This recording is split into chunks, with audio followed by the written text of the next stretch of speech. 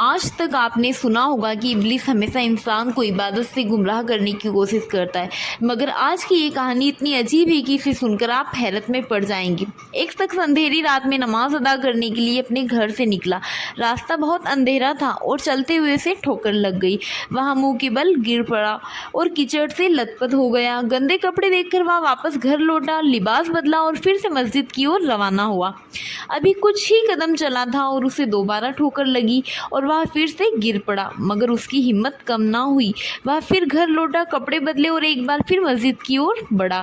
اس بار جب وہ گھر سے باہر نکلا تو دروازے پر ایک اجنبی کھڑا تھا جس کے ہاتھ میں ایک چمکتا ہوا چراغ تھا۔ اجنبی چپ چاپ اس کے آگے آگے مسجد کی طرف چل پڑا۔ چراغ کی روشنی میں اس بار راستہ صاف نظر آ رہا تھا اور وہ بنا کسی مشکل کے مسجد پہنچ گیا۔ مسجد کے دروازے پر وہ اجنبی ٹھہر گیا اور نمازی اندر چلا گیا۔ نماز ادا کرنے کے بعد جب وہ باہر نکلا تو دیکھا کہ وہ اجنبی ابھی بھی کھڑا تھا، مانو اسے گھر چھوڑنے آیا ہو۔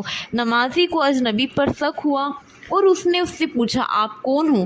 اجنبی نے جواب دیا، میں ابلیس ہوں۔ یہ سن کر نمازی حیران رہ گیا اور بولا، شیطان مجھے مسجد تک کیسے چھوڑنے آیا؟ تیرا کام تو لوگوں کو گمراہ کرنا ہے۔ ابلیس ہنستے ہوئے بولا، جب تو پہلی بار گرا تو اللہ نے تیرے سارے گناہ معاف کر دی، جب دوسری بار گرا تو اللہ نے تیرے پورے خاندان کو بخش دیا۔ مجھے ڈر تھا کہ تو اگر تیسری بار گرا تو اللہ پورے گاؤں کو بخش دے گا، اس لیے میں چراغ لے کر آیا تاکہ تو بنا گرے مسجد پہنچ جائے۔ یہ سن کر نمازی کی آنکھوں میں آنسو آ گئے۔